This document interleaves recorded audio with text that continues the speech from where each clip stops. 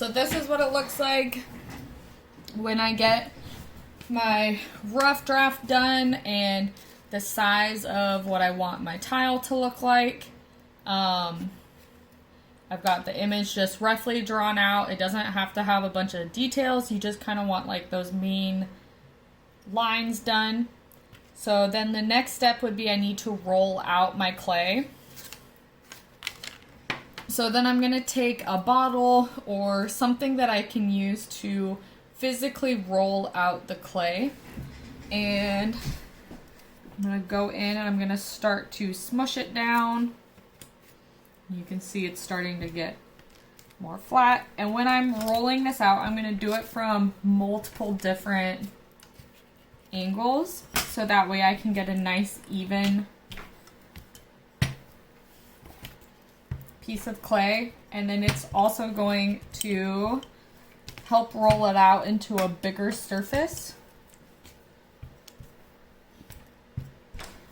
You want to make sure you don't roll it out too thin, because you want to be able to keep it thick enough so that you can carve into your tile if you need to as well. So I'm going to stop there. And the next step would be to take my piece of paper, that's my rough draft, and I would lay it out on top of my rolled out clay.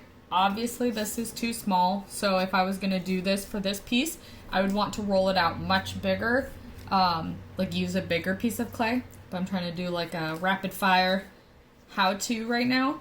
So pretend this is bigger, then I would go in and I would cut out the shape of my tile. You can use that plastic knife I gave you, or if you have a toothpick or something, or even if you're allowed to use possibly silverware. Just for this project, clay will wash right off, so it's okay if you use like forks and knives from your drawer. So let's pretend that this is a square now. What I would do next is I would then set this on top of the clay and just kind of like press it down so that way it sticks. And then I would go in and I'm using a toothpick, but if you can find anything that is like even a pencil would work. So I could go in with my pencil and just trace my drawing.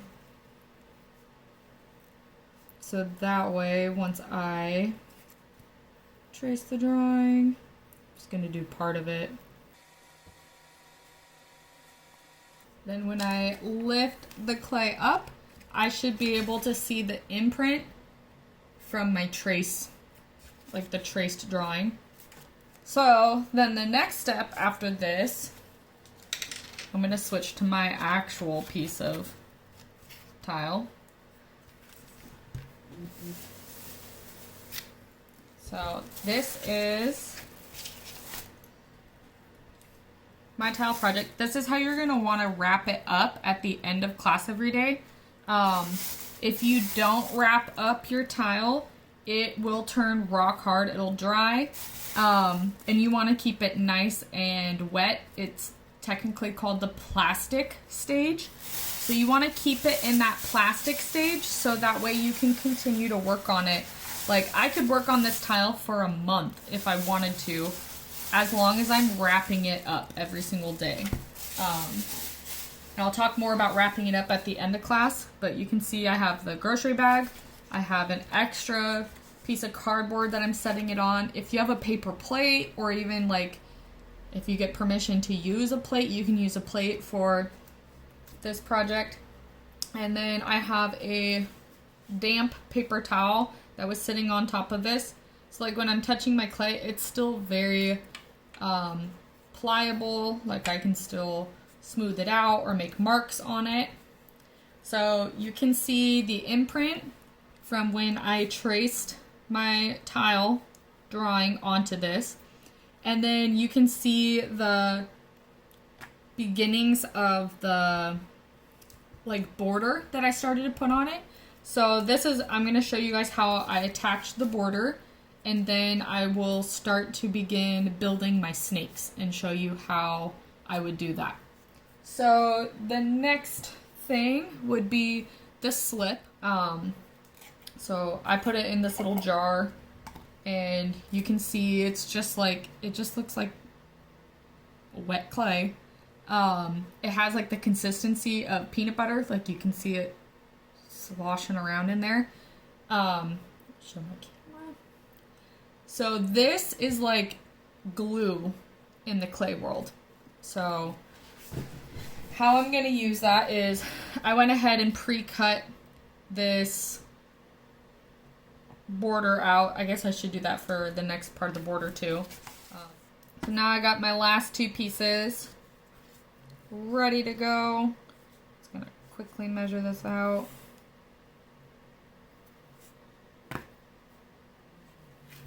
And so the next step is, this is like how you will glue things together. So using my toothpick, or you could even use your plastic fork, I'm going to go in and I'm going to make little slashes just where I want to glue down my borders. This is called scoring. So I'm scoring my clay.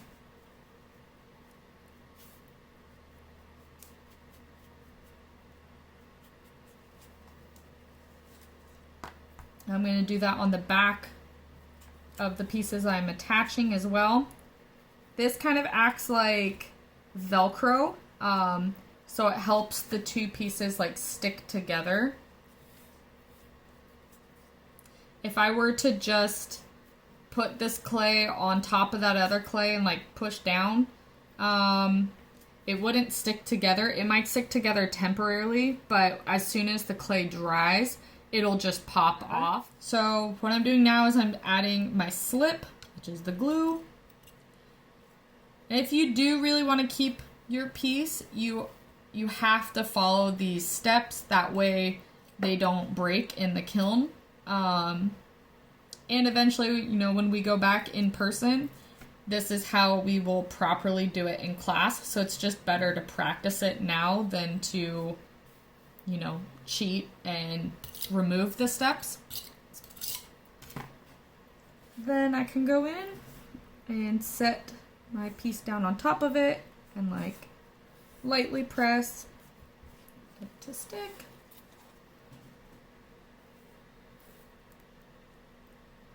And same with that one.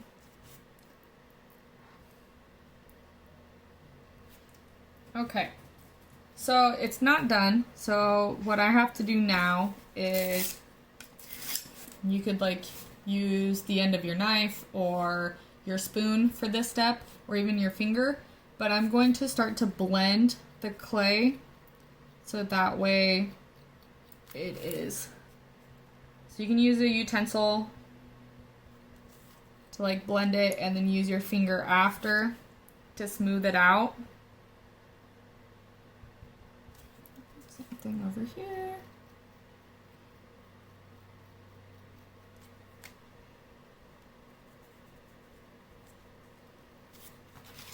And then the more difficult part for me to show you guys is, can you see the two layers? How I need to blend them together. So I'm going to use the same way I did it on the top. I'm just going to use the side of this tool, like the very tip, and I'm just going to like smooth over. It'll look scratchy for now, but I'm just going to drag the clay from the top piece onto the bottom. And this is going to be like taping it together. So this is like really helping attach the two pieces of clay so they don't fall off later. So you can see my tile is starting to come together. Like I have the base layer, I've got these parts starting to come off. Remember, a relief is having those multiple layers that are coming off the base layer.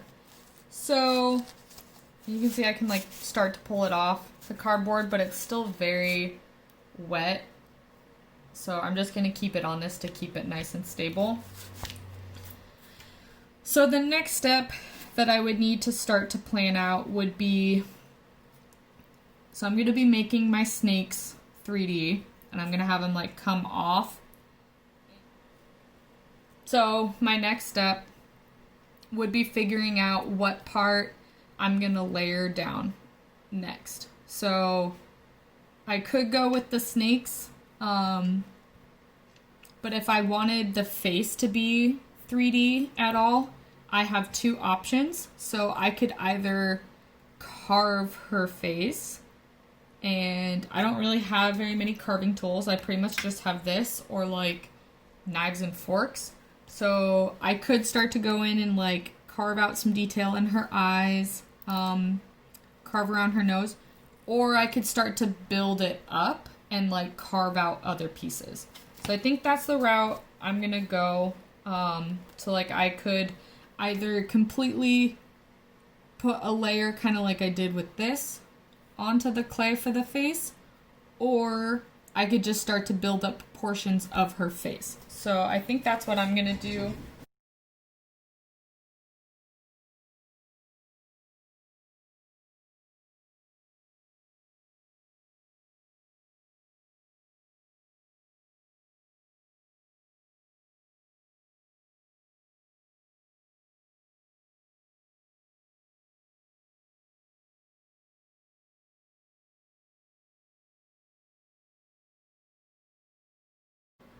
Yeah, that's like way too much clay on her cheek.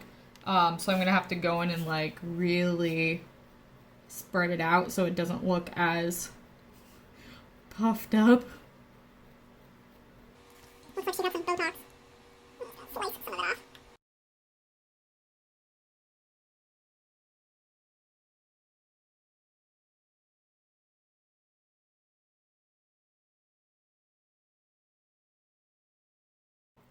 So can you start to see like some of that it looks kind of hilarious, but some of her face is starting to get a little 3D quality. Once I add, you know, the lips and everything, it'll look way less creepy.